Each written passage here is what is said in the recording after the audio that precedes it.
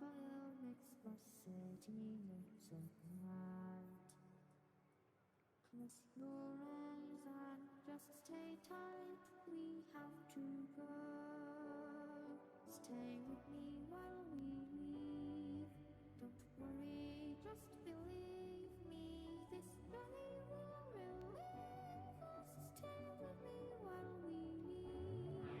Stay with me while we leave. Don't worry, just believe me. This journey will relieve us.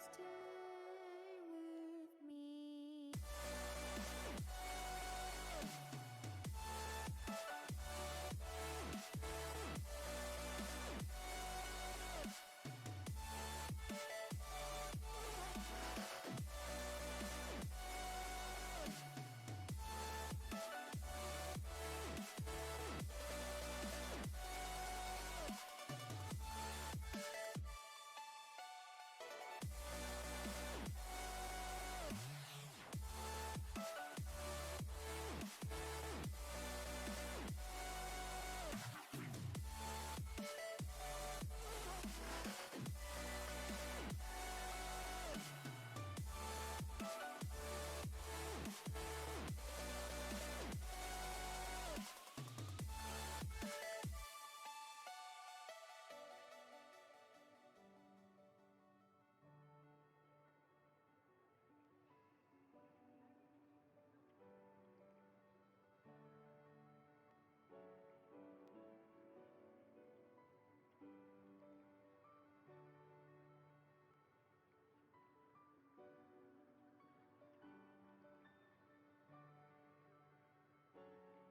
Stay with me while we leave. Don't worry, just believe me. This journey will relieve us. Stay with me while we leave. Stay with me while we leave. Don't worry, just believe me. This journey will relieve us. Stay with me while we leave. Stay with me.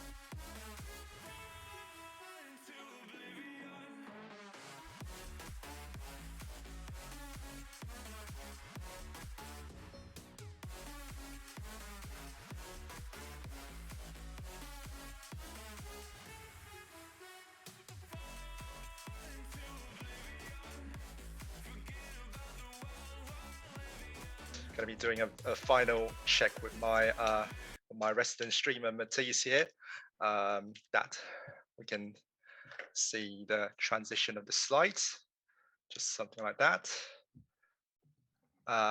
Matisse, just give me a thumbs up, or just like tell me if you can see this on the stream. And you can hear all of our beautiful, beautiful voices on stream as well. Because, well, it wouldn't surprise you that we'll be using our voices quite a lot in this panel. So, but yeah. So for everyone who just joined, enjoy the music that's played in stream. Enjoy all of that. So, gonna have to.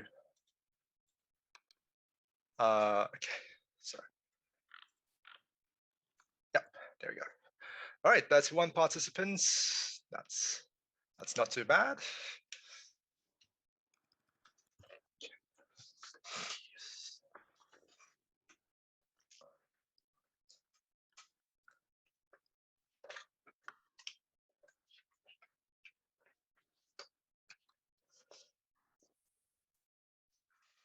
Nice, thank you. Okay. Yeah. I think Maize is able to see herself on stream right now, just waving to camera. Hello, so everybody. Hello. Okay. All right.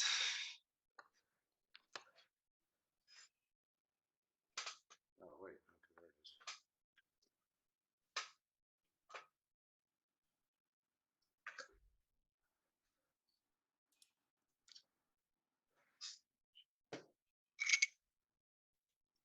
Okay, there it is. All right. So I have about 1 minute.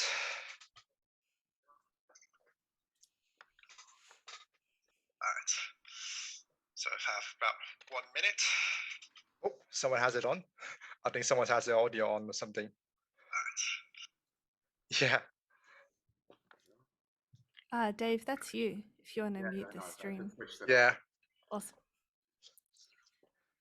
All right. Okay. So, oops, just a little bit.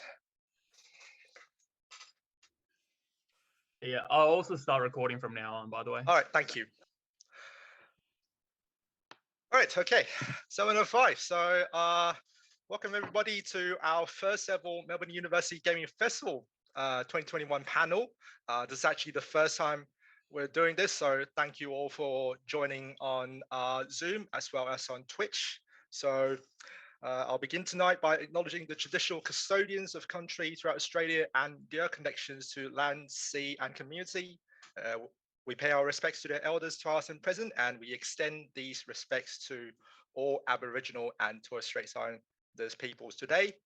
And with that said, good evening, everyone. My name is Teoh. I'm the president of the University of Melbourne Esports Association, and I'm also one of the organizers for Melbourne University Gaming Festival in general. And tonight I'll be the moderator for your panel. So, you know, one of the things that I actually really love about MUGFest tonight, and this is really what I think has been so amazing for the past 2 years that we've done this, and especially this one in particular, is that MUGFest has managed to evolve into an event of such a grand scale at COP that brings in the greater community from all walks of life.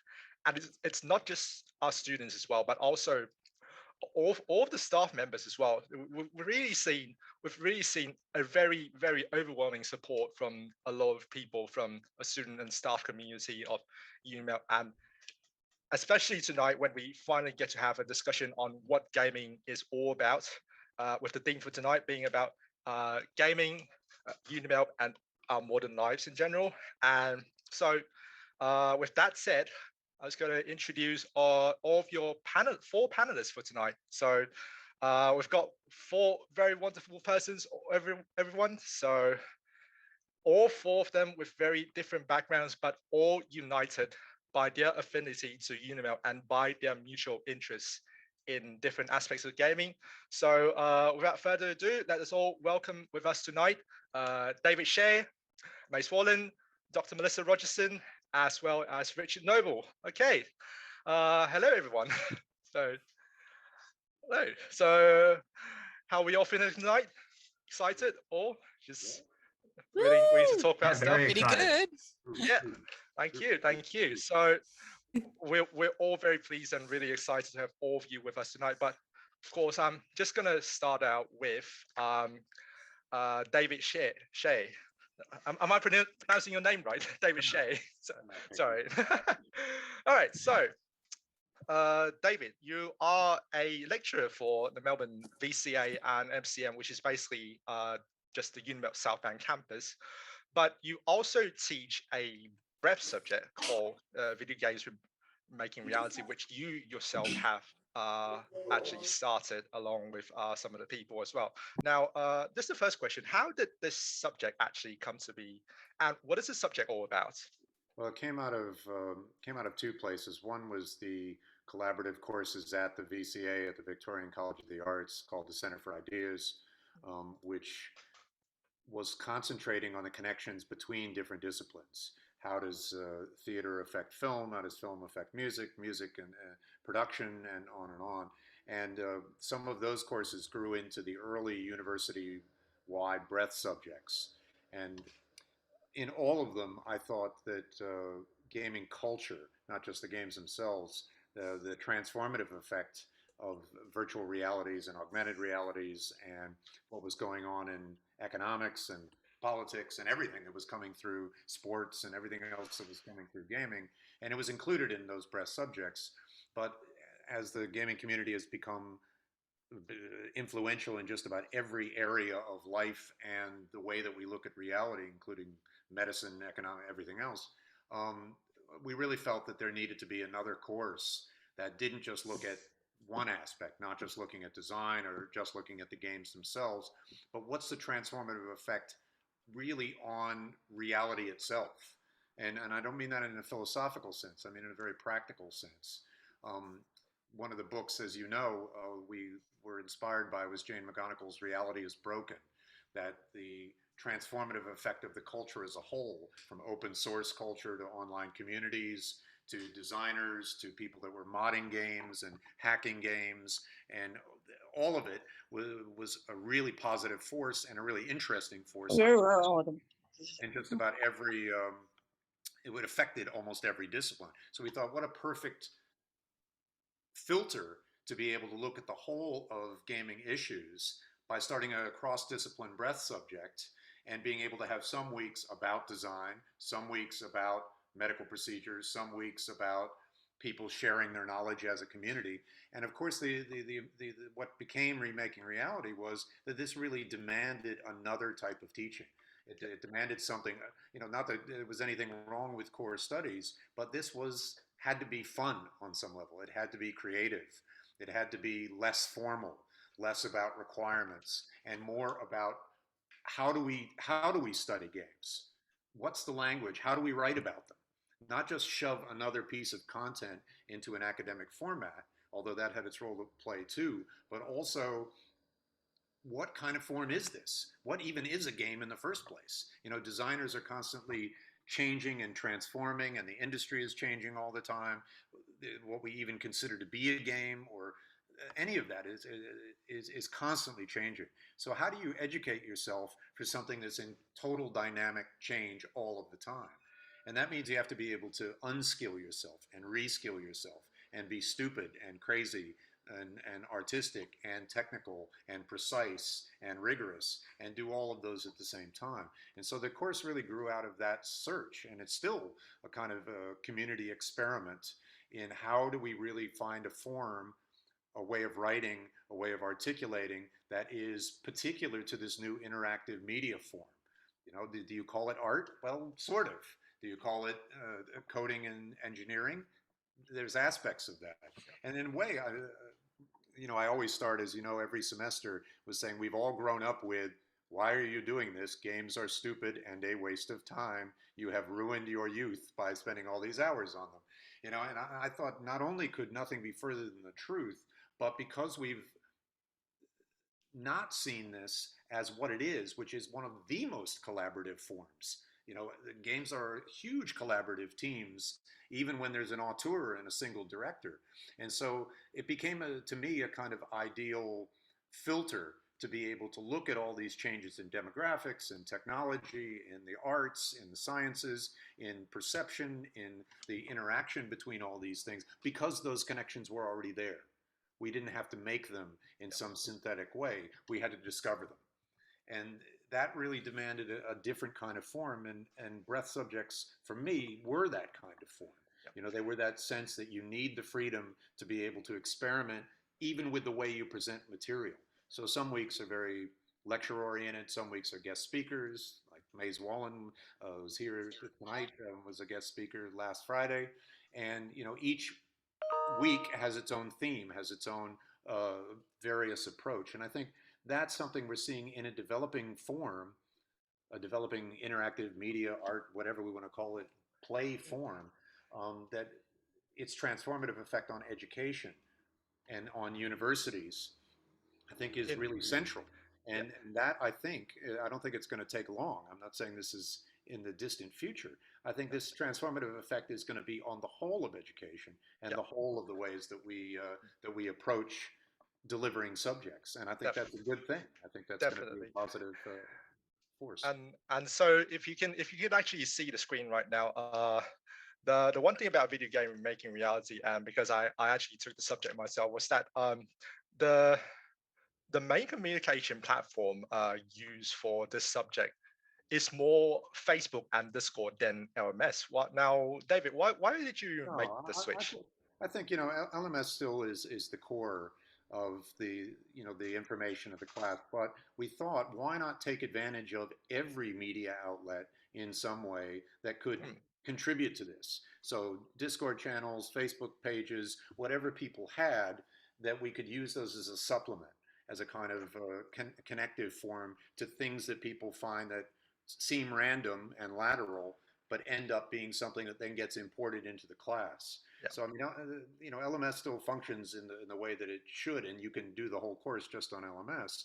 But I don't see why we shouldn't be using every possible platform that we want to use to be able to inform that stuff and to be able to connect it to a wider world, and use all the internet resources that we have to be able to supplement the core learning that we're doing, the core exploring that we're doing. Yep. Okay, so the next question I want to actually ask you about, David, is that your background, you actually came from a musician background, like when you came into UNIMELB, or even when you came all the way from, was it New York or something that you came from, that you were actually here on a musical tour, was that it, before you? Sort of. I mean, I'm a composer. Yeah. And, but I spent all of my time as a composer growing up, collaborating with theater, with dance, even with scientists, with various projects, media projects, film music, and later game music.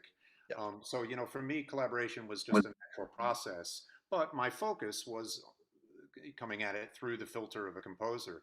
And my lectures, even though this idea that music is somehow separate from the sciences, that it's somehow separate from film, that it's separate from all these things, is something I never really bought into and never saw as a reality.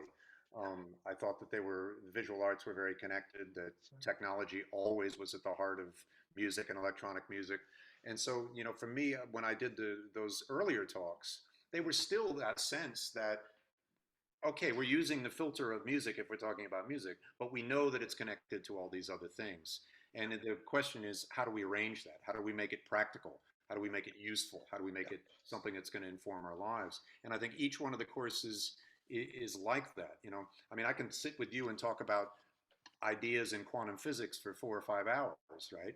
But that doesn't make us quantum physicists. It just means that we're informed by all the stuff that we come in contact with, and then we put it to work in a particular way.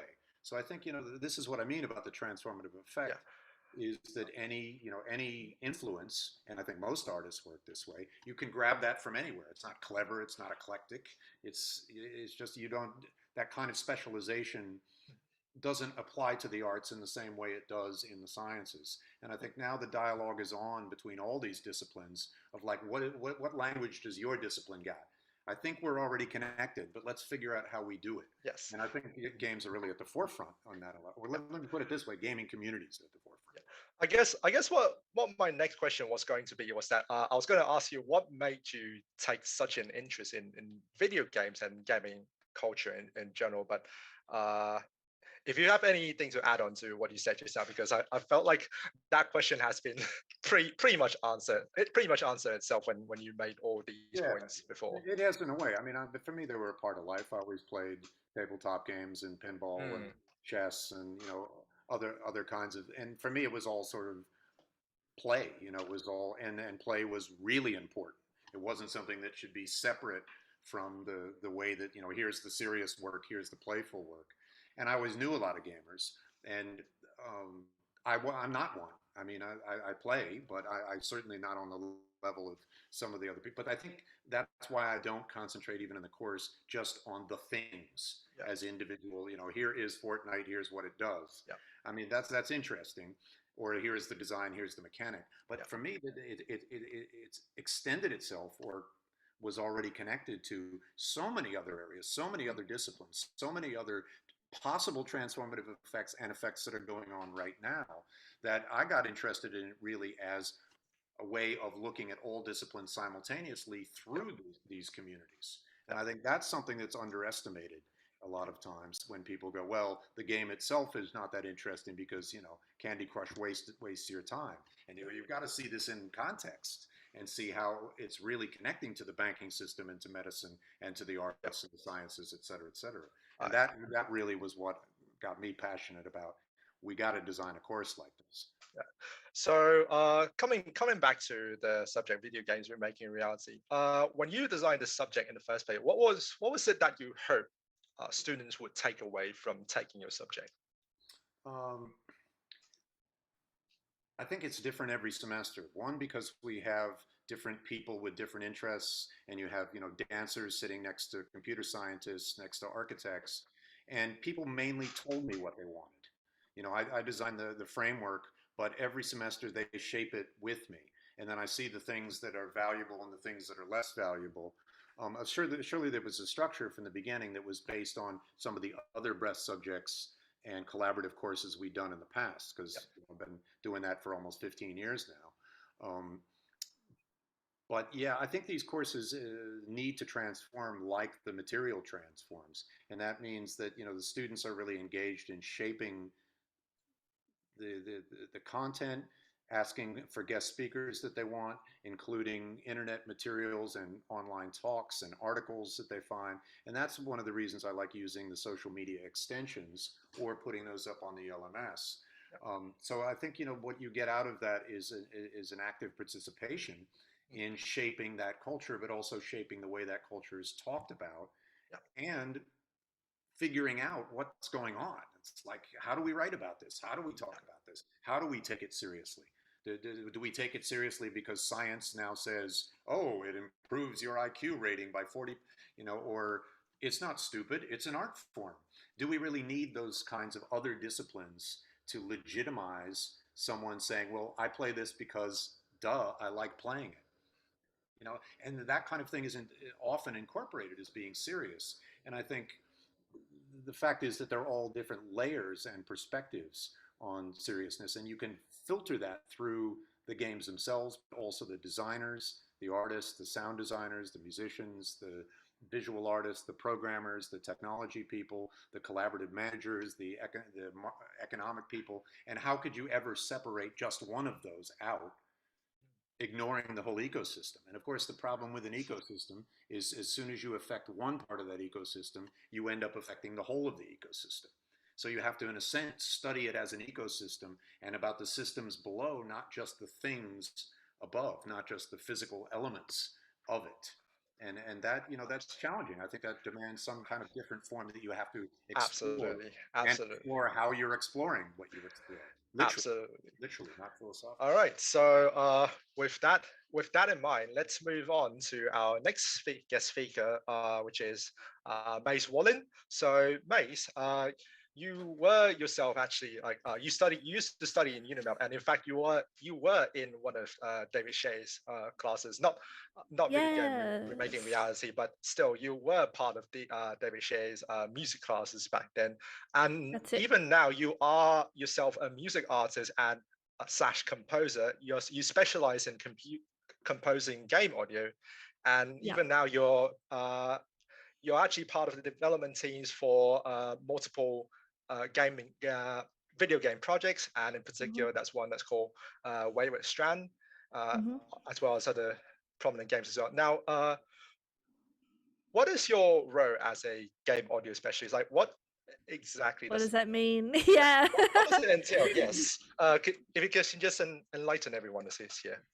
Yeah, so it's very typical in indie games to be this kind of one person audio department. And so I started off in composition, and David taught me a lot and was incredibly influential to me back then in around 2012 on either side of that year. And then I have always been quite technically minded, and was always into quite systemic music that was impacted by the people who are listening to it. So, whether that is a DJ or a live performer being able to react off the audience, or whether it was more of a live art installation where audiences would be guided around a space, or that sort of thing. So it was quite logical for me to go towards video games. Thanks for the Wayward Strand slide. Yep.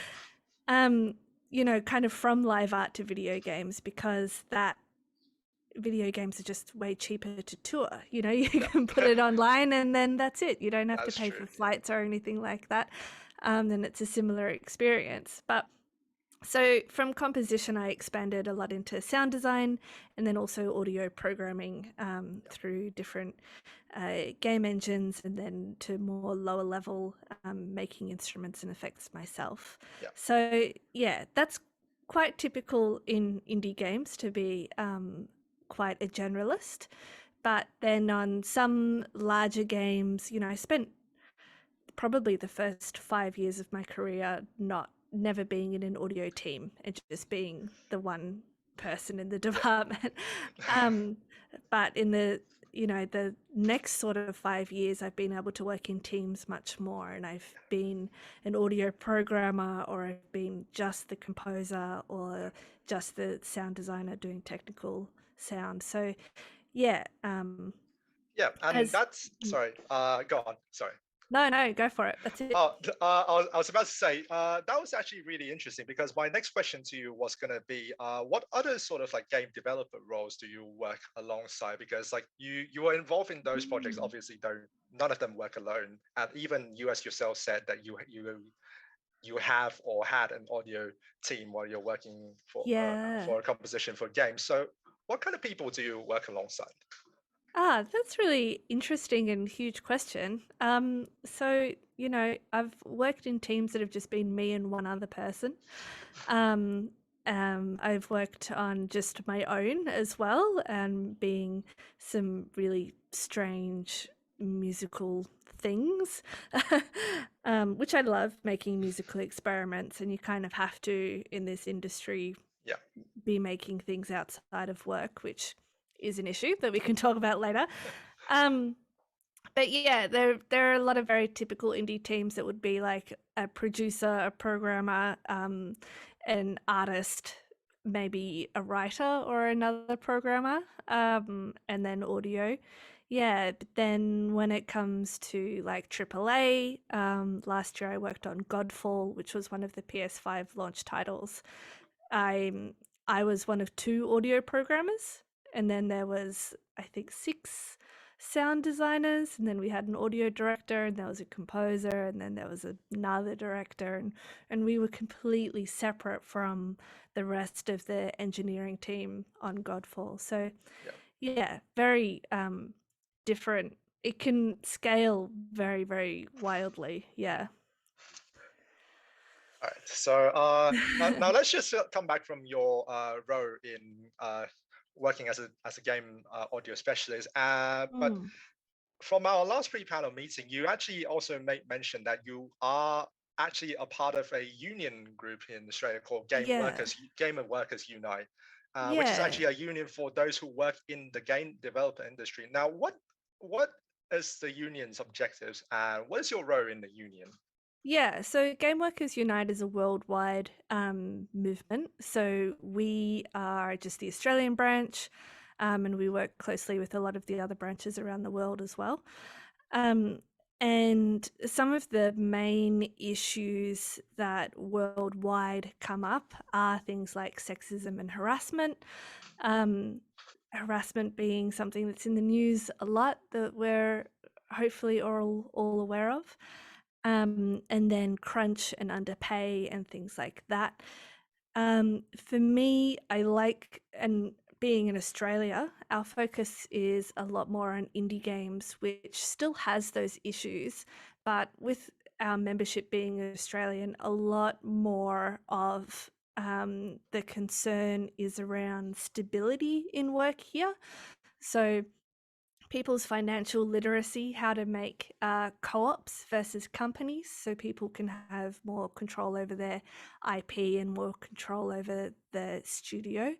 Like Dave was saying earlier, games are so collaborative that often it doesn't actually make sense to have a company structure, and it makes more sense to have a co-op structure. So that's something that our members in Australia are really passionate about. And yeah, learning more around that financial literacy and legal literacy. And then things like, since 2008, we haven't had a lot of AAA here in Australia.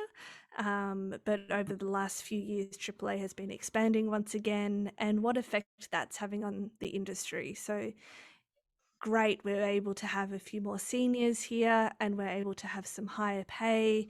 But what other influences is AAA having on a culture here? Yeah, and that especially joins with so Game Workers Unite Australia works quite closely with Southeast Asia and different worker groups and different advocacy groups in different countries in Southeast Asia. And the effect of AAA on those different industries is something to look toward with what might happen here, and bond over, but also work Yeah. together on. So Yeah. there's lots of things, but for me, my one is mostly around indie games co-op business. I do a lot of contract reviews. So yes, we were actually we are actually talking about, like, we were having like a small discussion before the panel started with regards to all that. We've actually talked numerous times about this, but what would be your advice, particularly for all the audience members in here who are actually looking to get into the game development industry, or just like you're a game audio specialist or whatnot? Yeah, I think the main piece of advice would be to find your people, I think for me, I've been able to attribute a lot of my success to being able to speak really well and do a lot of speaking. But also, having the right people around me who had my back and who were able to do a bit of a sanity check on myself. And there wasn't a games union when I was coming up, and there were some advocacy branches, but not many, and those kind of networks help you to really skip a lot of the toxicity, which is the worst part of the games industry. So yeah, I think find your people. If you feel like that you're stuck in a network of game audio people or other games people that you actually hate, then just move on, because there's so many of us, and you needn't have to stay in any community that you don't need to. So yeah. Yep. So Find your people. yep, absolutely. So find your people, get as much support as you need. That's the point that you're trying to bring across. Absolutely. Yeah. All right. Thank you very much. So we go on to Dr. Melissa Rogerson. Oh, you've got quite a lot on your CV here. It says here that you are a lecturer in the School of Computer and Information Systems. You have conducted various research into gaming. You teach a number of subjects as well, which, as I recall, I was a student. One of your students, actually, some years ago, in fact, back in 2018. Okay, all right, that's interesting. But most importantly, it says here that you're also part of the steering group for the Melbourne International Games Week, and you were also recently involved in a project that's called the Biometric Dungeons and Dragons project. In fact, you're one of the lead researchers of the project, which, as I know, participated in this year's Melbourne Knowledge Week that was held in late April. Now, just for the benefit of the audience right here, what was or is the Biometric Dnd project, and what did it entail? What Sure. exactly is it? Yeah. So Biometric Dnd is a project that I worked on primarily with my colleague, Dr. Niels Wouters, and it builds on a project that Niels had previously been involved in, which was called the Biometric Mirror. And Biometric Mirror was what we call an ethics probe. It was an attempt to do something a little bit radical, a little bit scary, a little bit different, to encourage people to think about the ethics of the way that we use AI in various different aspects of our life, we being kind of society at that level, so how organisations and governments are using AI. And I looked at Biometric Mirror, it was about 2018, I think, and I said, oh, why isn't this Dungeons and Dragons? And Neil said, what do you mean? What's Dungeons and Dragons? And that was kind of the start of this beautiful partnership where Niels and I worked together to actually use the Biometric Mirror engine to generate a Dungeons and Dragons character. And I've just popped it in the Zoom stream. I'll pop the link because I've turned the server back on if anyone's interested. You can actually go to the website, best do it from your mobile phone. It'll take a photo of you and it will use those assumptions, right, that the AI databases make about you and generate a D&D character based purely on your photograph. And it's worth saying, because people always ask, it's not at all random, or it's only random in the sense that the underlying data that the servers, and that the assumptions are based on is a little bit random. If you upload the same photo, you will always get the same character generated. So that's me, Lawful Good Bard, aka Goody Goody, and a group of actors who we had actually come in and play a game of D&D using their generated characters. Yeah. So, I guess my follow-up question is that, what kind of insights that did you gain from conducting this research, or is there anything that came out of that research that surprised you, and I guess Niels as well? Most people seem to be chaotic evil barbarians. That was the big thing, right? But actually what we did was we tried to take out a lot of the kind of racist and sexist and really obvious assumptions that AIs can make about people. So, for example, we know that one of the things that the underlying machine learning database generates about people is a binary gender, right? They assume that someone is male or is female. And we said, we're not going to use that value.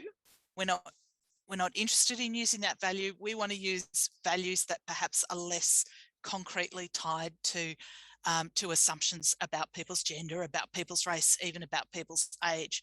What we found, though, was that a lot of the underlying data, a lot of the underlying assumptions that the AI tools make are totally connected to gender. So, for example, 35% of men were barbarians, 10% of women were barbarians. 24% of women were druids, 19% were men. So we're seeing these huge differences in the way that, and when I say men and women, I'm sorry, I should be saying of people that the AI tool assumed were men or assumed were women. So if it had registered someone as male, then it was more likely, for example, that they would be a barbarian. Women were perceived, or perceived women were perceived to be smarter. They were also perceived to be more good. So women, the perceived feminine people, 25% of them were allocated to this lawful good alignment, this idea that you're a bit of a goody-goody, you follow the rules very carefully, as compared to 8% of people that the database thought were men. On the other hand, about 15% of the people it thought were women, it thought were neutral evil, as compared to about 7% of the people it thought were men. So, you know, we're not all goody-goodies, people who look like women.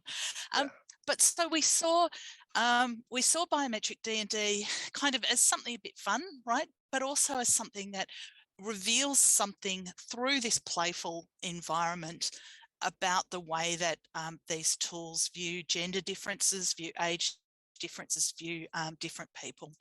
Absolutely. Now, let's actually scale back from the Biometric Dnd project, and we'll be talking about your involvement in the Melbourne International Games Week. And I know, Maize, you're also involved in this as well. But now, what exactly? I'll start with Dr. Rogerson here. What exactly is it that you have done for or during the event previously? So I've been involved, I guess, in some way with Melbourne International Games Week and with the events of Melbourne International Games Week since, I think, 2013, since the first PAX Australia. And I was involved in setting up the board games section there. And then I went on and I managed the tabletop area at PAX Australia for, I want to say 5 years, but I couldn't kind of swear to that, but for a period of time anyway. And a couple of years ago, people got in touch with me from Creative Victoria, who run Melbourne International Games Week, and asked whether I'd be interested in getting involved on the steering committee. And at steering committee level, we're vetting prospective events that are held at Melbourne International Games Week. They're participating in publicity activities for Melbourne International Games Week. I was very involved last year in the Big Games Night In. And one of the things that is kind of my mission, I suppose, is to increase participation from tabletop gaming activities. So role-playing gaming, board gaming, miniatures gaming, right, to actually make sure that we're reflecting those kinds of activities through MIGWA, through Melbourne International Games Week, as well as the video games that have perhaps been more traditionally seen as part of that. Yeah. Now let's go back to Maize for a second here. Maize, you've previously given talks in the same event as well. What exactly did you talk about in the event? Yeah, so Melbourne International Games Week has events that are, some are catered more towards developers and some are catered more towards consumers, and we all get involved in different ways. I've talked about, again, running small businesses and co-ops. I've talked about technical audio as well, and talked about unionization at Game Connect Asia Pacific, which is the larger developer-focused event. I was also part of the first High Score before it was even part of Melbourne Games Week, which is a games audio-focused event. I guess also, you know, it kind of is the week that a lot of developers crunch towards in Australia, showing games at PAX and things like that. And then, you know, a lot of part of the reason why Melbourne International Games Week was made, and Melissa can probably speak to this also, was to get international publishers and platforms and trying to get those sorts of people down. So it's a busy week for all of us, and you know, the events that are on this page often don't show a lot of the smaller events that might be, okay, we're inviting 20 publishers to our studio this week and we need this many interviews or that kind of thing. And then, you know, a wonderful rising musical part of Games Week. Yeah. I think also, you know, I'd want to highlight another week in games in Australia, which is Free Play, that happens in May and June, which is specifically focused on independent games. And there are a whole lot of panels and musical events and markets and things like that, that during Free Play as well. So I'll pop that link in the chat, freeplay.net.au. Yep. But yeah, I think the games industry is often so focused on, as I said earlier, networking and speaking, that we tend to revolve around conferences, which COVID has put a little bit of a hit on. But like in 2019, I spent less than 6 months in Melbourne because of work. So yeah, usually a lot of us would be following conferences around the world, and yeah. All right. So Games let's Week is go. a big Yeah. one that's here. All right. So let's go back to Dr. Rogerson. Now let's go back to your current job as a lecturer and a researcher in the School of Computing and Information Systems. Now, what is it that inspired you to want to delve, or I guess align your research into gaming and in particular tabletop gaming in the first place? So probably like everybody here, right? I love games. I've been playing games all my life. I've been very active in tabletop gaming communities in Melbourne since the 1980s, aging myself there. And so, you know, that's always been a real passion of mine. And when I came into academia kind of after having a reasonably long career in industry, where I was working in human-computer interaction, in usability, in understanding user experience. And when I was looking at sort of coming back to academia, there was really nothing at that intersection, right? There were very few people working at that intersection of experience, understanding what people do and what people want to do, and tabletop games. So it was a really kind of logical place for me to get started. And actually, when I started, I sort of went, oh, I'm going to be in the computing and information school, so I better make it sound a bit computery. So I talked about how I was going to study kind of digital play of tabletop games. And then when I got started, I realized that there was really so little work on just tabletop games in general that I needed to start there. And it's kind of now, you know, when I'm working as a researcher, that I'm actually getting back to that stuff that maybe I originally thought that I was going to research. So now I'm doing a lot of work on digital tools in tabletop play and digital tools that we use to manage tabletop play. Okay, so when you were actually conducting your research into all the tabletop gamings, were there initially pushback from the academic community or like the academia, like, you know, would they ask questions about, oh, why are you conducting a research into such a horrendous field, gaming was like back in 1980s. I would reckon that, you know, gaming had that really bad stereotype. Many parents who had the mindset, oh, gaming is necessarily bad for our children. We need to eliminate that as soon as possible. Did you experience any of those pushbacks when you were getting into it?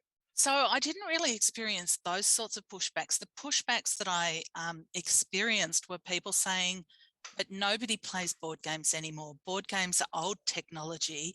It's all video games now. And of course, that kind of, first of all, it ignores the 5,000 years of history of tabletop play that we have, but it also ignores this real boom in board gaming, in role playing, in card games, in miniatures, in absolutely tabletop play that has been really kind of going since the late 70s, since about 1995, and then particularly in about the last 15 years.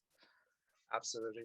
Thank you very much, Dr. Rogerson. Now let's go on to our last but not least speaker for the night, Richard Noble. So, Richard, you are currently a tutor for the Melbourne School of Design, but most importantly, you're also one of the directors of Aftershock PC Australia, which is a company that specializes in building customized gaming PC. And even more remarkably, Aftershock PC has been rated the best PC builder for the Australian PC Awards for 2 consecutive years, which I think is really astounding, especially considering that other tech giants are also in the same race as well. So I guess my first question that I really wanted to ask you is this: what inspired you to found Aftershock PC? What inspired me? Yes. So essentially, I got into it. I've been running a business for a lot of years as an engineer, and I was sort of getting a bit bored of it. and yeah, I've always loved PCs. As an engineer, I love putting the PCs together. And yeah, there just seemed to be a gap in the market for really sort of, I guess, custom boutique PCs that are done. I guess there's a lot of people that build PCs themselves, and there's a big market for that already. And then there's a bunch of sort of pre-built systems that, in my opinion, a lot of them in the past at least have been fairly average pre-built systems, like in terms of looks and performance and quality.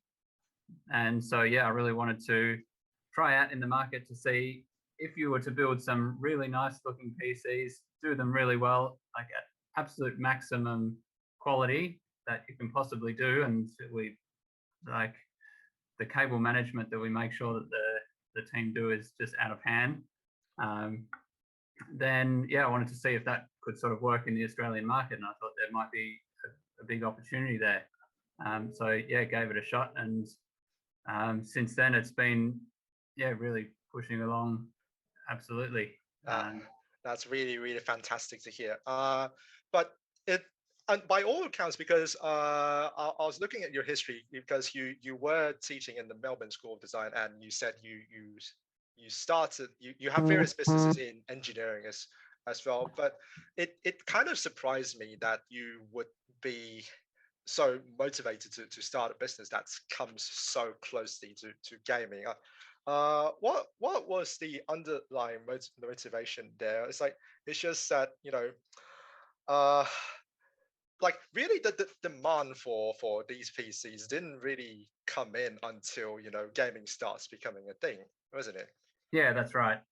I mean, yeah, as with probably all of the other members here and the audience, I've loved gaming since I was a young child, and yeah, been into video games. When I was young, we were allowed 1 hour a day, and that was it. And then time's up quickly. Get on to homework, whatever else. And I was always keen to get back to be playing some more games.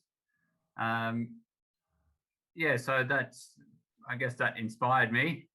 But I've also liked the technology behind the computers that go into making the games perform better. So I just love the idea. The new components coming out, is it going to make the game perform better? Do some testing. And yeah, until recently, there was probably not many games that I actually completed because I was more interested in the next game's come out and what technology can I use to try that next game, and see how I can get that to maximum performance and those sorts of things. So yeah, it's a bit of I love when there's a new game coming out, particularly the ones that are really going to push the boundaries of graphics and performance. Cool. So and ever since you founded Aftershock PC Australia back in was that 2017? Right? Yeah, start of 2018. Yeah. 2017, 2018 or something like that. Now ever since then, it's grown to such a huge PC building company, even winning the Australian PC Award for, what was that, 2019, 2020 back then? 2021. 2021 as well? Yeah, cool. Yeah. All right, so what motivates you, and also like everyone working in the Aftershock PC, what motivates all of you forward? To me, it's about, well, having fun actually. Yeah, running an engineering business for 15 years where the customers, they're never very happy. The clients, they're basically corporates. It's all about, we need that by tomorrow. Everyone push hard for tomorrow. No one's very excited when they get some drawings tomorrow or some engineering schematics, whatever it is. It's more just about, we need to then do the next thing and the next thing, and there's nothing exciting about it. So I was getting a bit sick of that. It's just always push. And I thought, hey, if I'm going to do another business, I want to do something that I'm enjoying, something that everyone that's working in the business can enjoy as well.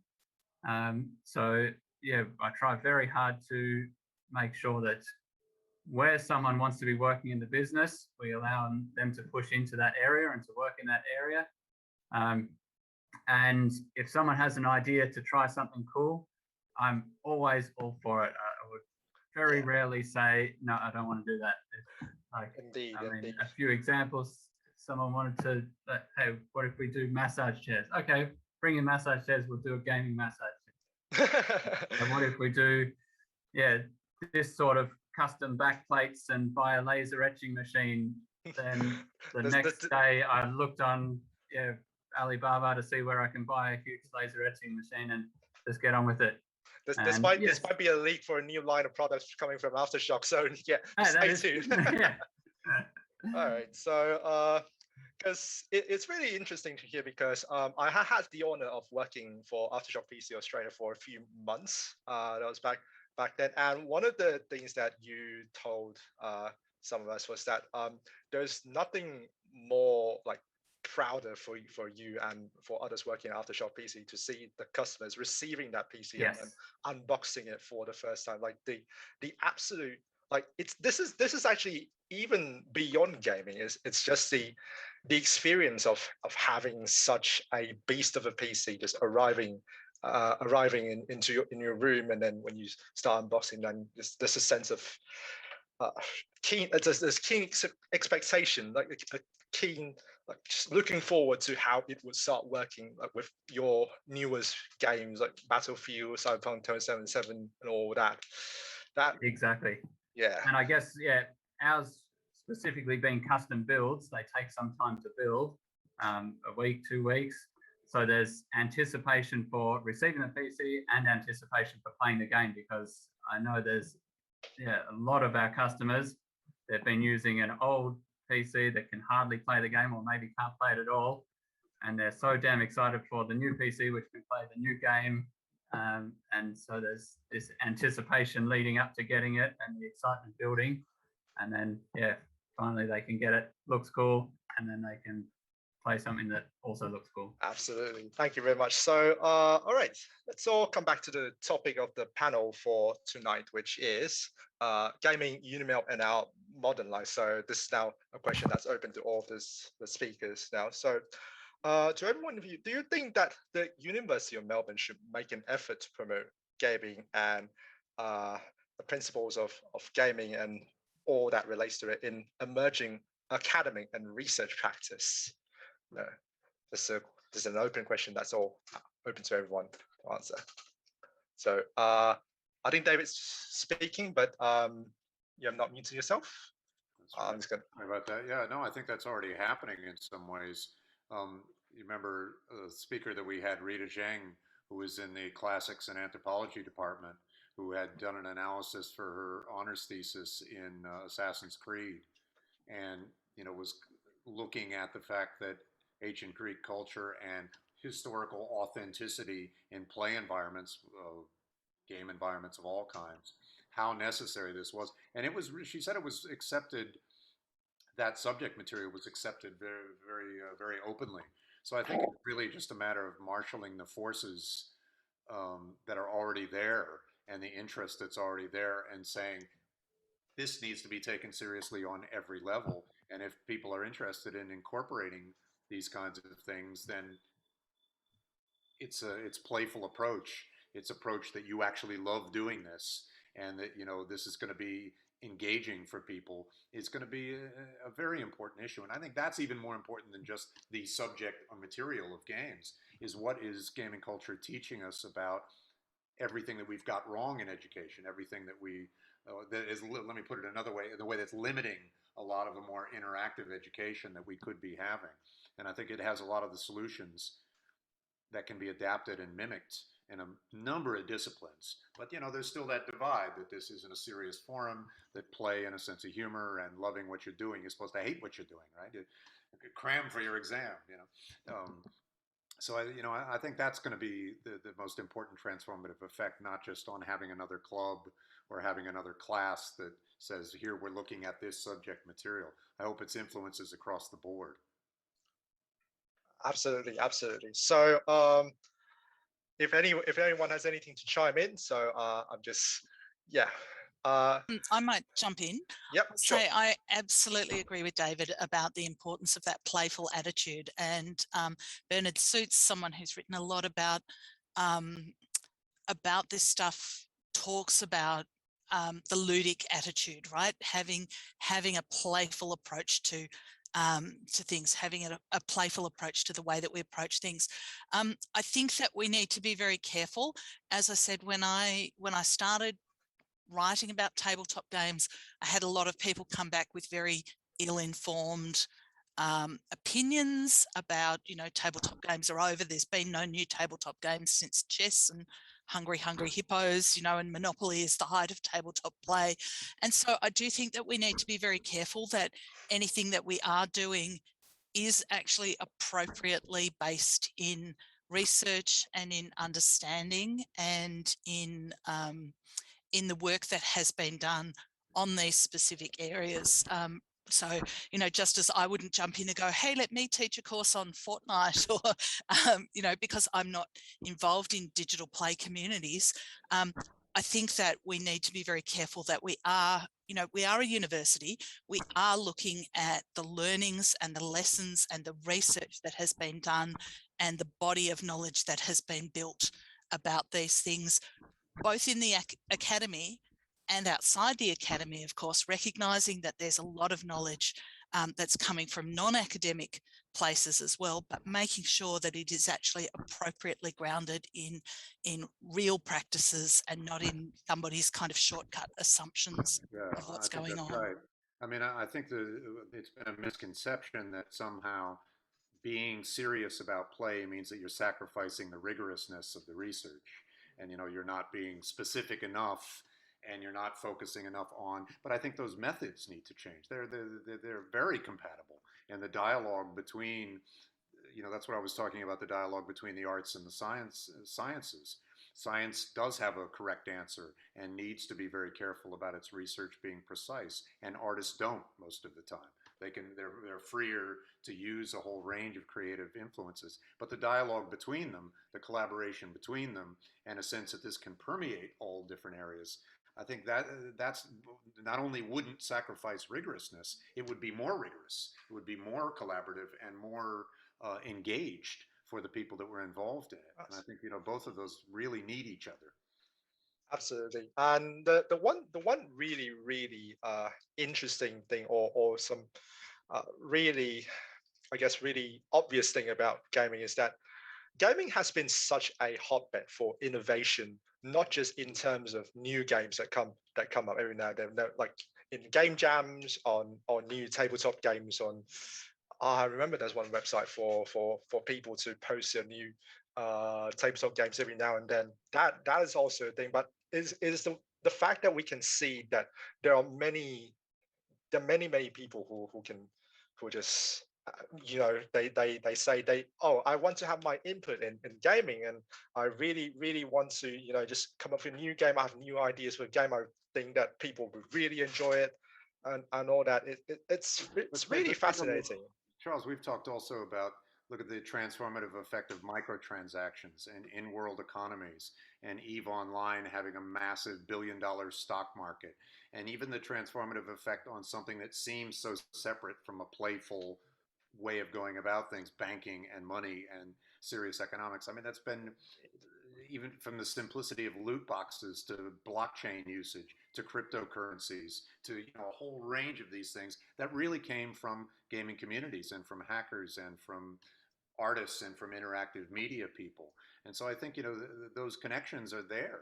We just have to recognize them and find, like what was said, an appropriate way to honor the rigorous stuff and the careful stuff alongside of the completely insane, let's just throw everything up and see what we can come up with and have fun doing it. And hopefully that polarization, because you can point to it in medical procedures. How many virtual reality games do we talk about, from that dragon cancer to burn victims using virtual reality snowman zombie games being really effective hospital-oriented therapies, because it really engages what our picture of reality is.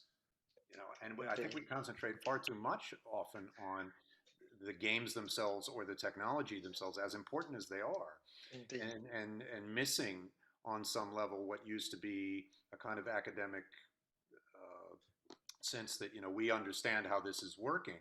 Nobody understands how it's working. And Indeed. nobody understands what's coming, and nobody is an expert in what that 10-year transformative area is. And that, you know, you have to discover it. You have to explore it together and explore it in dialogue between those things. So I think you're completely right that the innovation is on all of those levels, not simply new graphics or, you know, some kind of new piece of software or some new piece of research. Indeed, indeed. And it is indeed the sense of like the one very, like, I would say the primary aspect of gaming. It's the fact that it is virtual. Like it is a whole virtual world. It created a sense because of its involvement in interactivity between human and computer. That, you know, it creates a sort of virtualness, and this is what led to the creation of virtual reality, but also to a lot of the open world games that are out there, not least including D&D. And this, in fact, comes back to our current situation with academia, and especially with the COVID-19 lockdown. This has been rendered more important than ever.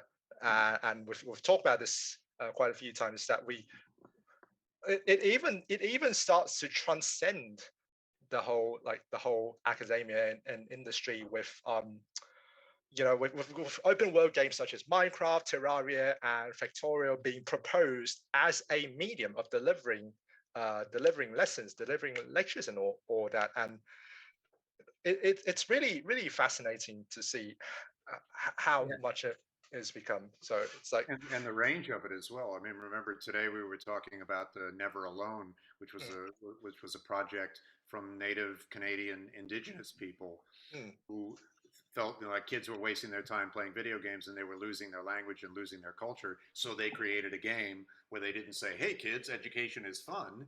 They made a really engaging game in their language, telling their stories with their artwork, guided by the elders. And I mean, you can see that, you know, this moves into so many areas that just never were traditionally thought to be connected, or it was lateral, or it was somehow weirdly creative. And I think we're starting to see those things pop up all over the place.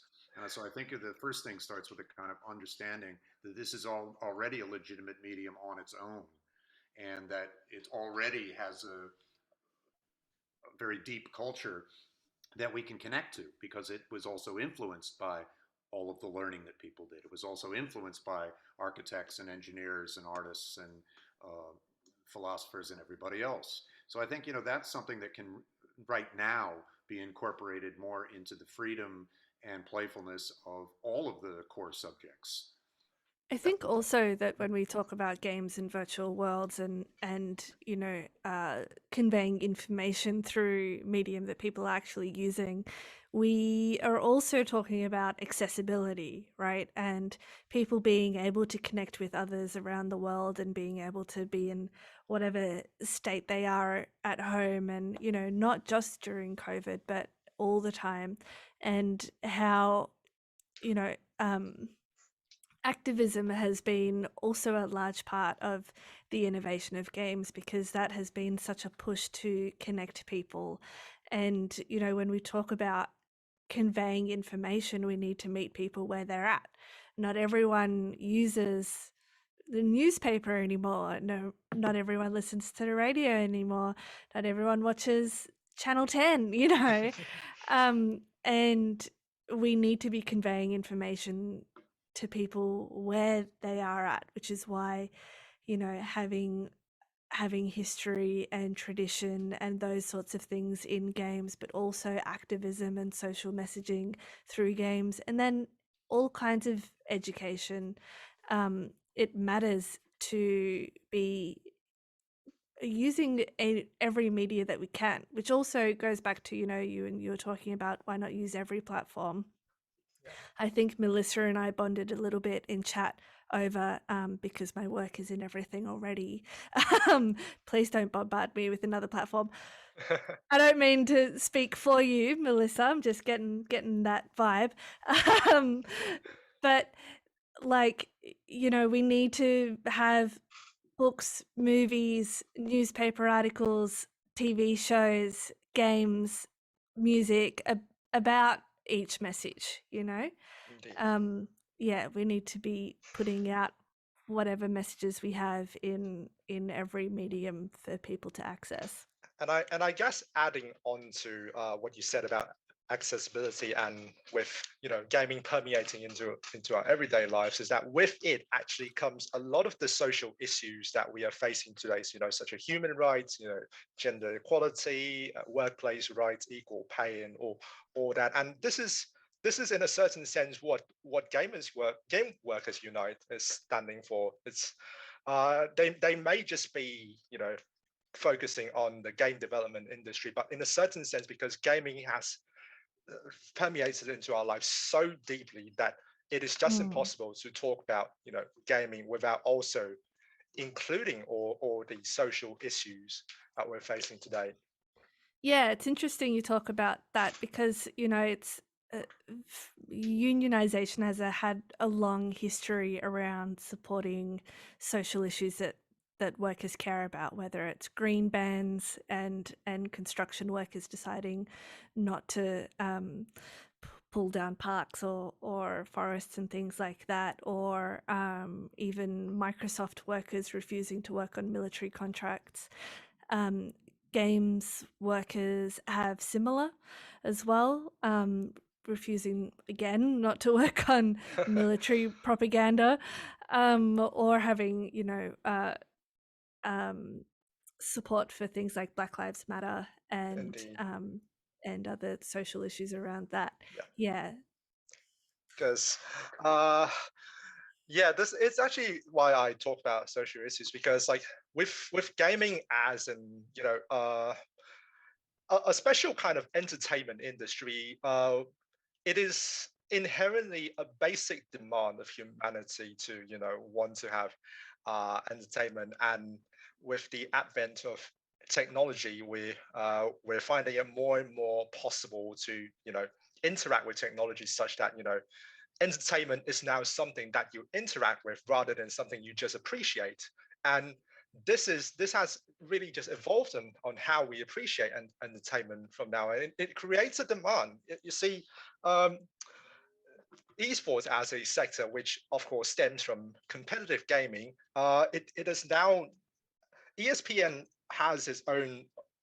It started broadcasting esports events. Netflix has started to engage with gaming as part of its streaming services. Amazon Prime has started gaming as well. And with of course with Richard, we talked about how gaming creates a demand for more powerful PCs, more powerful graphics cards, and all that. So what are your opinions on that regard? Just having that. I think that art. Sorry, Richard, if you're going to say something. I think that art has always pushed technology, and yeah. I was going to say the same sort of thing. Right. Cool. No, absolutely, it pushes the technology along. If we didn't have games, we wouldn't be pushing the graphics cards as hard as we are, because they're just while there would still be demand for it from workstation type builds, there wouldn't be the mass market for it to really have the turnover and all of that to allow for it. And it's a switch in, I think, mentality as well, because there's a huge retro gaming world as well that's going back to Space Invaders and Pong and going, these were awesome, why did we throw them away? I mean, new graphics are fantastic, but just because something happens to be the next thing in the linear progression of technology doesn't make it a better experience. No, totally agree. Different take on history and linearity. And noting that jumping onto the next technology, the next new thing, can also exclude a lot of people who would like to be playing and maybe who would benefit from play. Something that I think often gets lost in these discussions is that in terms of numbers, the vast majority of gamers are not people who are going out and buying Xboxes and Switches and all the new technology, right? They're people that are playing casual games like Candy Crush or whatever on their phone. And, you know, we can't push that bottom end. There's always that bleeding edge who want to buy the new stuff. But the vast majority of people are somewhere in that lumpy middle and long tail. Yeah, but again, I think the energy of the community is also driven by the fact that this is more than just the cutting edge of technology. This is like personalizing your technology and making some incredible new thing that can do incredible new stuff, you know. And you see at the same time, there, Hikaru Nakamura, who's a chess grandmaster, has 15 million subscribers on his chess Twitch stream. You know, so it's going in both directions at the same time, and I think they fuel each other. I think there's a real sense that, you know, this new amazing stuff, it doesn't have to be your trip, but you're so glad it's there, and you're so glad that these people are doing it. And then at the same time, you can go back and play, you know, D&D and go, wow, why did we get rid of this thing? This is amazing. I think also, you know, with the trend of, you know, more and more graphics cards and them getting more and more expensive, and I guess some people are also saying that hardware has kind of plateaued and most of the innovations for the next 10 years are going to be software. Not my, you know, not my opinion or anything, but also along with climate change and along with, you know, children being the ones who are taking these minerals out to get the latest graphics card, people are talking about how to greenify, I suppose, their games consumption and their offices. You know, as part of Game Workers Unite, a lot of our members are starting to be like, okay, how do we like not buy the latest graphics cards, you know, because okay, now we're all developing for PS5, only one of us needs a PS dev kit, but the rest of us all need new computers. Shit. How can we like not do that? Because my old computer's fine. And people figuring out, oh, maybe we can share computers, or, you know. Yeah, Richard, what have you got to say about that? Like, well, from my side, I mean, yeah, we offer trading schemes and all that sort of e-waste recycling, all of that. Pretty much none of that comes about because it's very rare that someone who has a PC, an old PC, and is upgrading to a new one, just gets rid of it, as in just puts it in the trash or something like that. They will pretty much always, we've found, hand it on to their kid, hand it on to their friend who doesn't have one, and it gets passed down the line. So it seems, and whether it's just the last few years with everything being so valuable, but it just seems like there's not that I'm going to buy the next thing PC wise and then throw the old one away, not like you might do with, I don't know, other bits and pieces. But PCs, from what we see, because we encourage it, we sign up to the recycling scheme, so we're ready for any e-waste that comes back. We just don't get any, even though we're encouraging it and asking our customers. They're like, oh no, I had that and I either sold it on Facebook Marketplace or I gave it to my, I don't know, cousin or something like that. So there's actually some great research about the sort of social trajectory of computers, you know, and that where something like a television starts as being something that a lot of people typically use and ends up kind of in someone's bedroom, you know, or in the kitchen where only one person uses it. Computers tend to go the other way, that they start as being your dedicated gaming rig or your dedicated work PC, and then they end up being, you know, the family PC that the kids do their homework on, or that, you know, grandma and granddad use or whatever. Exactly right, and that's what we're finding. And we see something interesting with tabletop games too, where people see them as very much an artifact and very much something that they're going to hold on to, and that they value, that they're going to pass down to their children. You know, they've got their grandmother's copy of Cluedo or their great grandfather's copy of Shove Halfpenny, which is like an old gambling game. and these things kind of have an importance as objects as well as kind of playable interfaces or playful experiences. Yeah. Indeed. Yeah, I think Maize just, in regards to e-waste of computers, Bitcoin is just to me, the worst thing in the world. I just can't, Totally, can't yeah. believe that the world has Absolutely taken on that board path with that where one. so much resource and so much energy, and the GPUs themselves, all of like bits and pieces and minerals that go into making them, Yep. and then the energy to go to run them, and they just run them until they die and then chuck them away. It just, to me, seems out of hand. That's And it. And the games industry is, oh, sorry, Melissa, go for it. No, you go.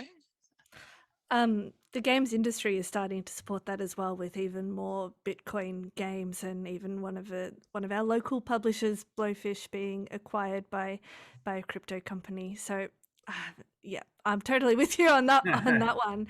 Yeah, I think with like Nintendo, PlayStation, and Microsoft all release yearly reports of their consumption and their eco efforts. So I think, maybe we can try and pit trends against one another, but yeah, I don't know.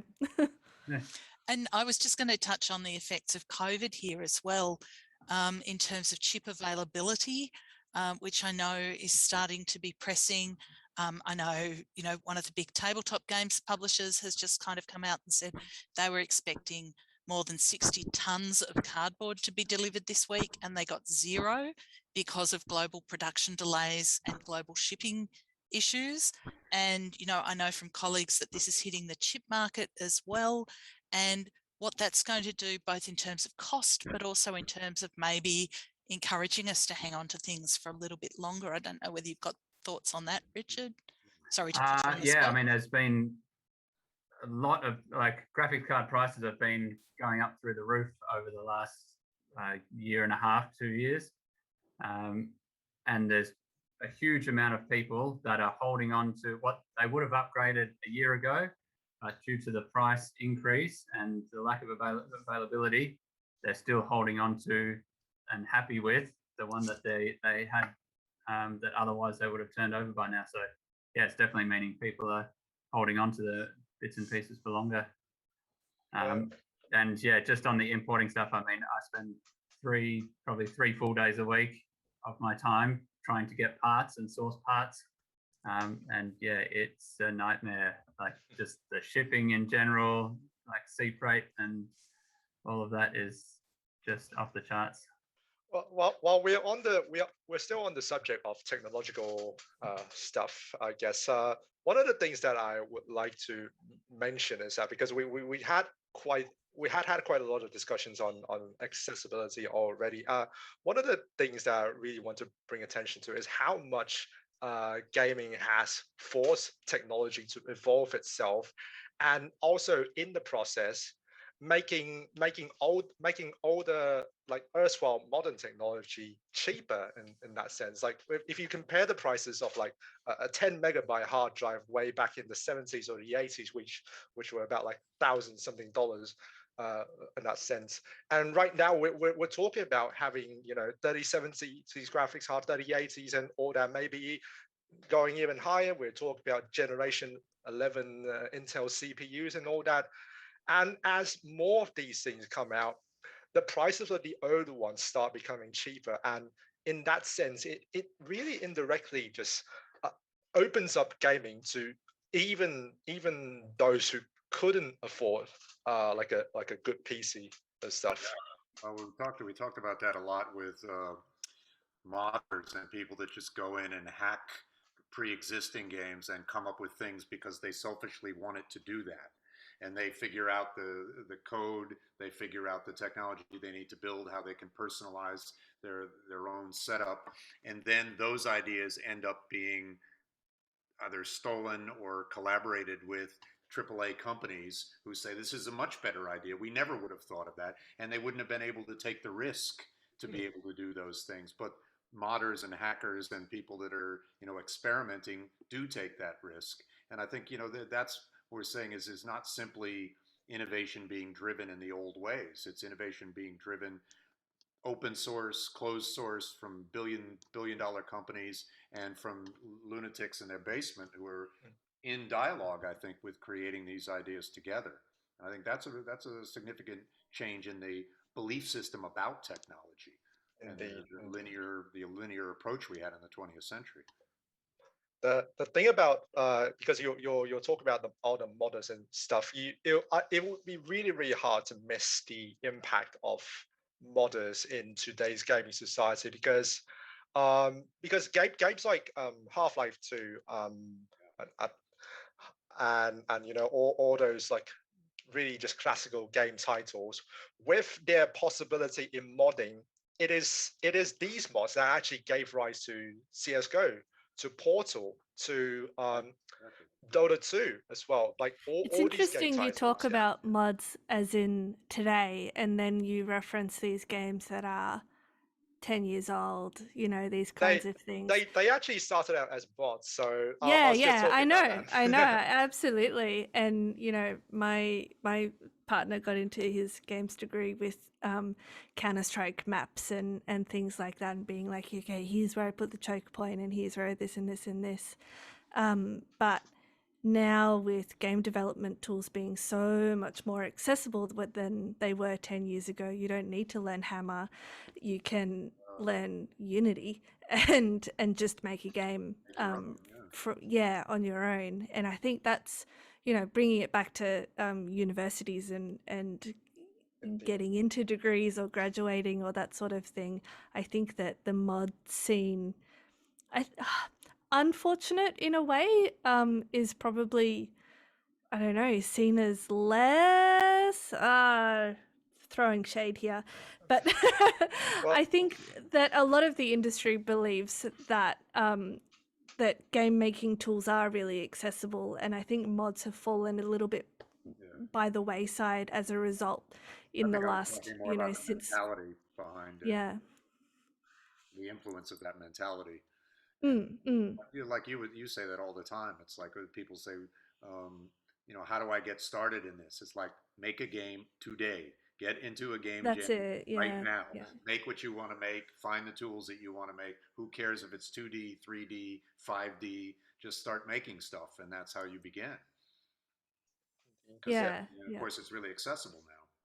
So. Yeah, I think also, you know, there's some interesting talk around compensating modders, you know, and Steam has had a huge impact on that with Steam Workshop and making it, I guess, kind of less easy but also more easy to compensate modders for their work. And you know, whenever you crowdfund part of a game, you do have to think about like who's getting paid or not getting paid for that work, whose IP is that, who owns that, you know.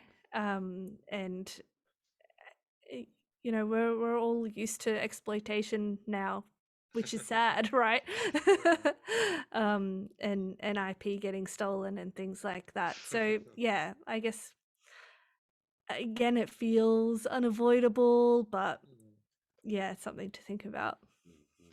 But one of the things, very interesting things about mods having come up with such huge game titles was that you actually notice that innovation isn't so much about, you know, coming up with something out of complete nothingness as it is just coming up with something new within an existing framework. So, you know, with CS:GO coming out of Half-Life, with I believe Portal coming out from the same as well, and subsequently for the modern examples, auto chess coming out of Dota 2. That was what I was thinking of. Yeah, and I find it really interesting because like innovation is kind of just like, you know, trying to write a novel or, you know, start a research. You have to start out with a blank piece of paper, and looking at that blank piece of paper is very overwhelming.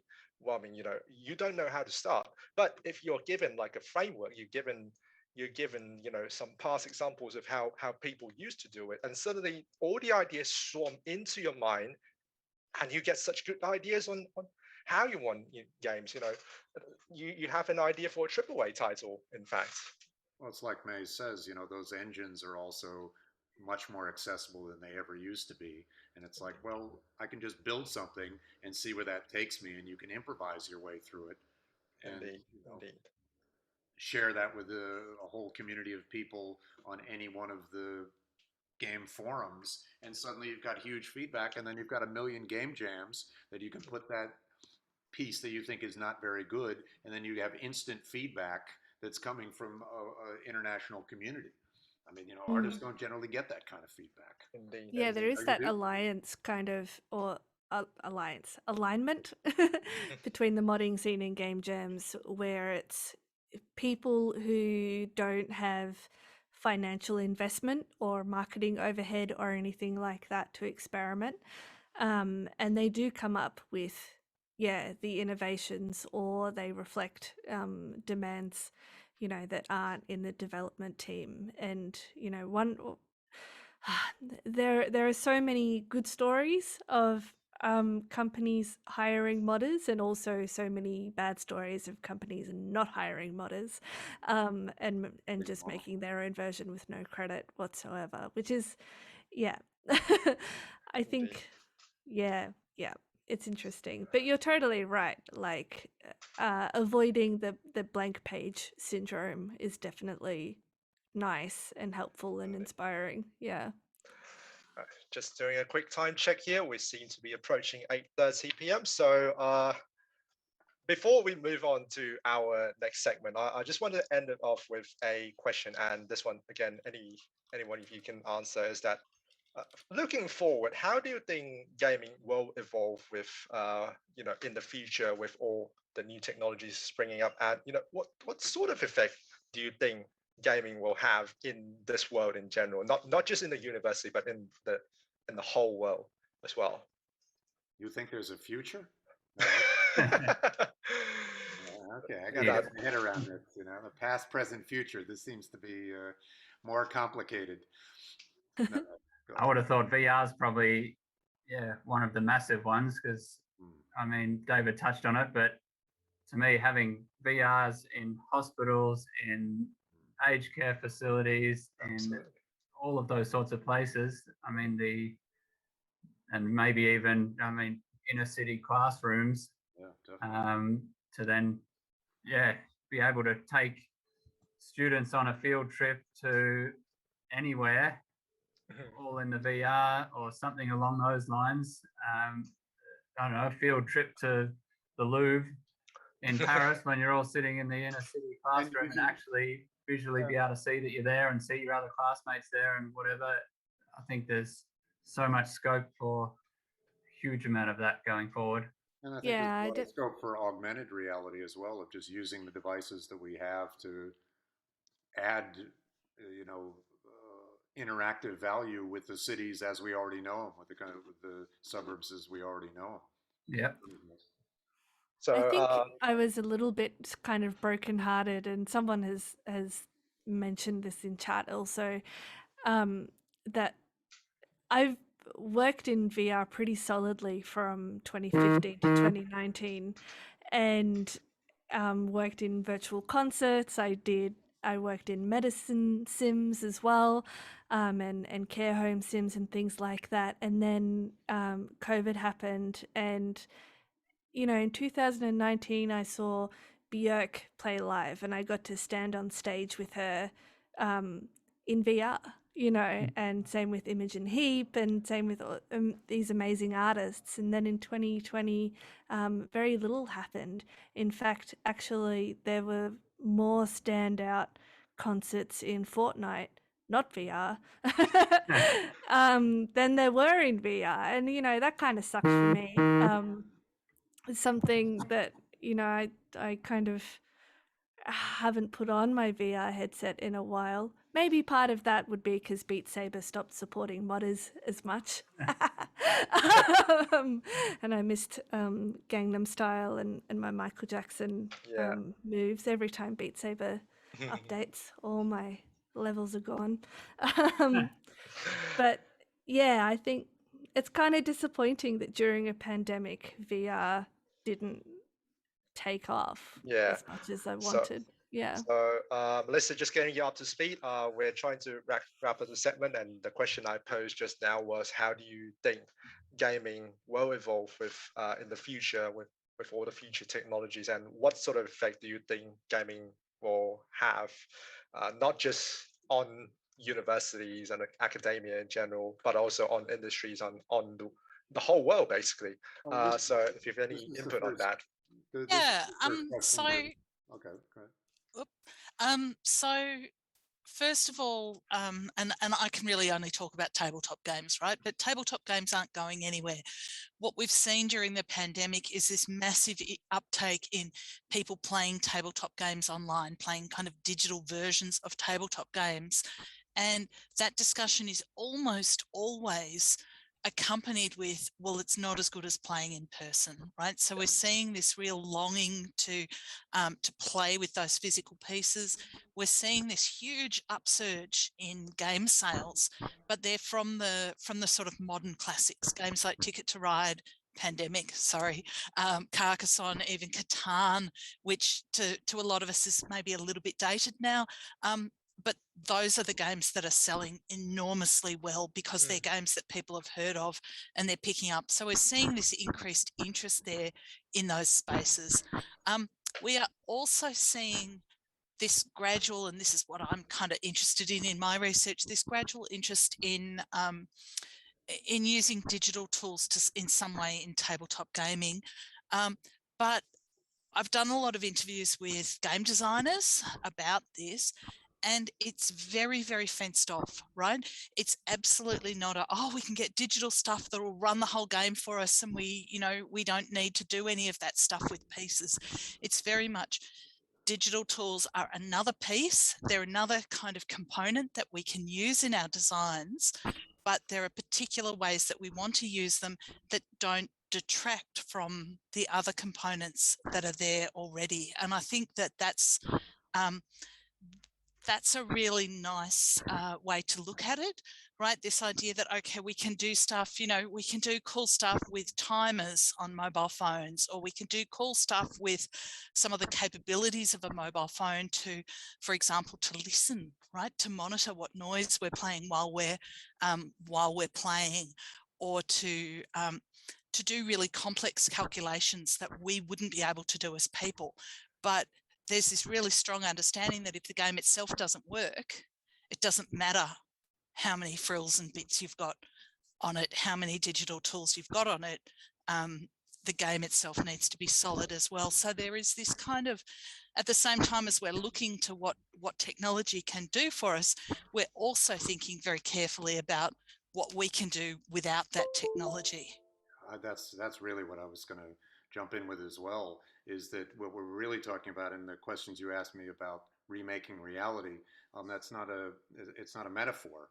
I think there's a real sense that this understanding in gaming now is giving us a different picture of reality beyond technology, a particular technology, or it's transforming the way that we form social relationships, the way that we form communities, the way we talk about economics, the way we're going to deal with political issues and activist issues. And I think it's transformative in all those areas. So on some level, that's why I made the joke about the future. I mean, that's already here, and that's something that is going to develop in all of the directions I think that we talked about.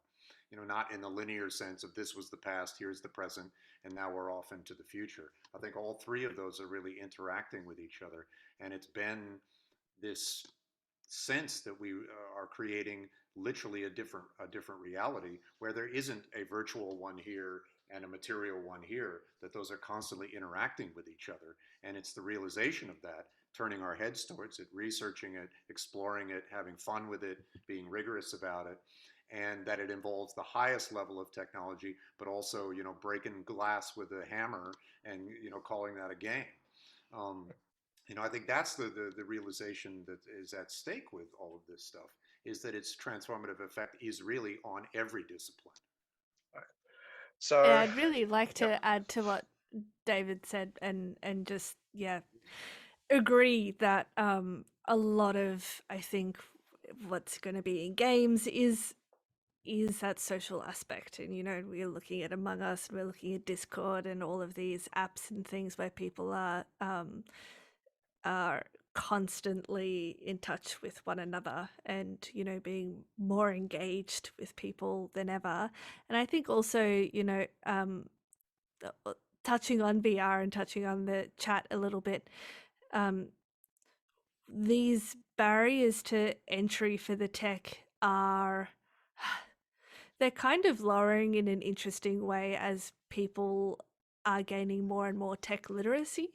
So I can imagine with tools like OpenVR, which is an SDK that means that anyone can develop VR and use any kind of VR platform, you know, we won't feel as held back by megacorps like Facebook, you know, or Amazon or those kinds of things. We'll be able to make our own platforms. I think that there will be a bit of a backlash, and there is a backlash against the kind of megacorps, and there'll be more of a democratization of tech.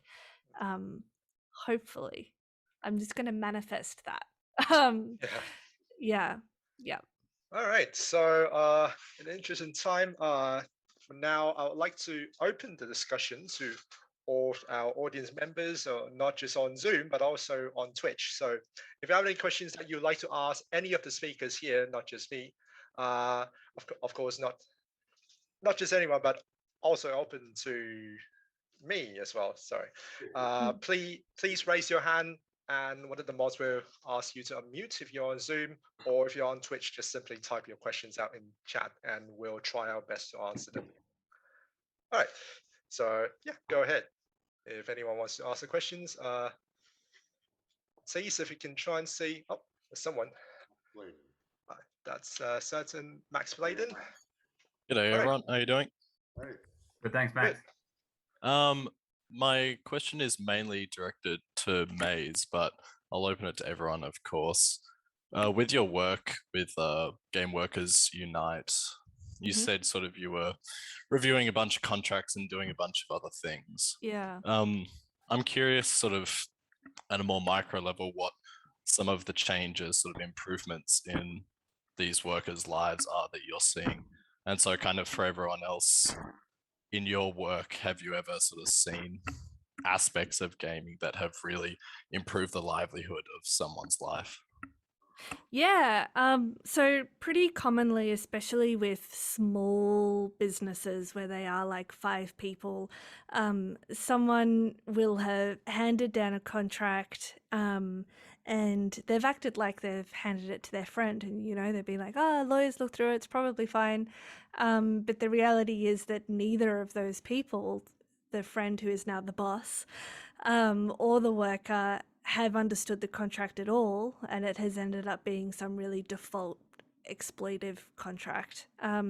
One that we get a lot is what's called a sham contract. So that's where the worker has the same responsibilities as an employee. So being on call pretty constantly, having a more vague job title, you know, or they have a job title, but they don't necessarily have every single little task that they're meant to do, which would be more like a contractor, or they're expected to work in a particular place at particular times, which is more like an employee and less like a contractor. So we see a lot of that quite often. And we've been really successful in changing those contracts so that they are employee-based ones. And that means that the worker still has all of those responsibilities, but they now also get their super paid, and they now also get sick leave and things like that. They also now have 2 weeks notice minimum if they're going to get laid off, while if they were on a contract, it could be instant. So those are the ones that are pretty common. And that comes down to just lack of legal literacy amongst people who have started companies. The other one that comes up a lot, especially for me, you know, I actually prefer contracting to employee relationships, and that's because I'm in audio and I like to work on a lot of different things at once, and I like to travel and I like to run my own business. Thank you very much. But the other main issue that I help people revise in their contracts is around IP rights. And in music, it gets pretty complicated because we have broadcast rights. So that includes things like Spotify and YouTube, but it also includes things like Twitch, which is where it can get really messy because we want people to play our music on Twitch, but we also want money. And then things like platforms. So, you know, in the UK, PlayStation has in the last couple of years changed up how they deal with music royalties. And then there's things like Apple Music and phone places where you do buy music, but you kind of don't buy music, and Bandcamp and things like that. And then, you know, people are now also really into records and actually buying game soundtracks outside of the game. So the IP rights, when you combine the music industry with the games industry, is really hectic. And that takes a lot of clarifying in contracts. And a lot of weighing up, you know, who has the larger following? Is it the music artist or is it the games company? And, you know, who do you have to chase to get your album sales from Steam, for example? Like, that's not Bandcamp, that's Steam. So, yeah. I don't know if that's what you're expecting. That's kind of a little bit nitty gritty, but yeah, definitely the real difference between contractors and employees.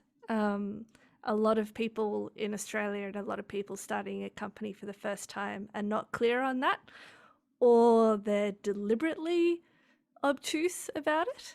And then, yeah, the music copyright hellhole that exists. Yeah. All right. I could probably So field yep, the. go ahead.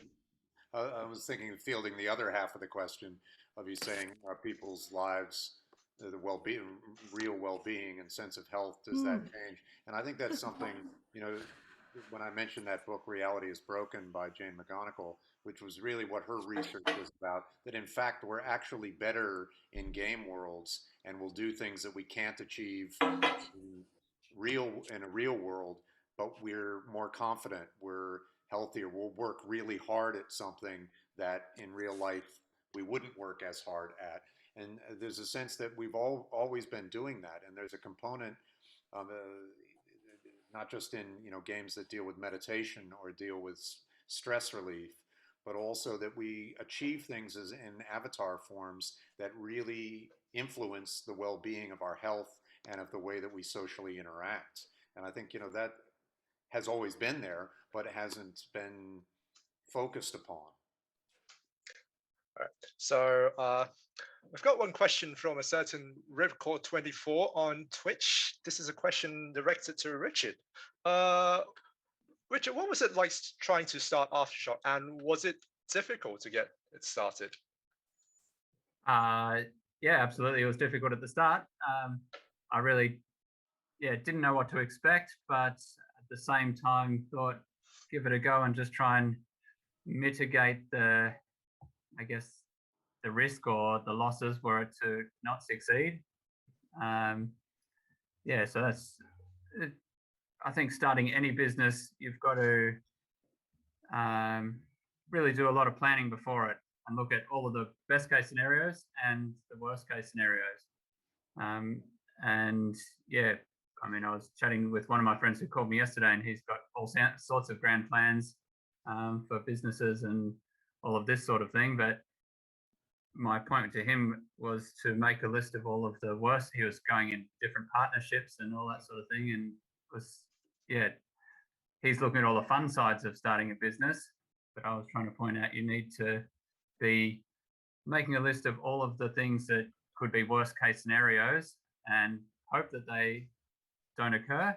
But what happens if this occurs? What happens if that occurs? What happens if your business partner decides they're just going to bail out, and I don't know, they want to get out and something happens. Trying to go through all of the worst cases as well.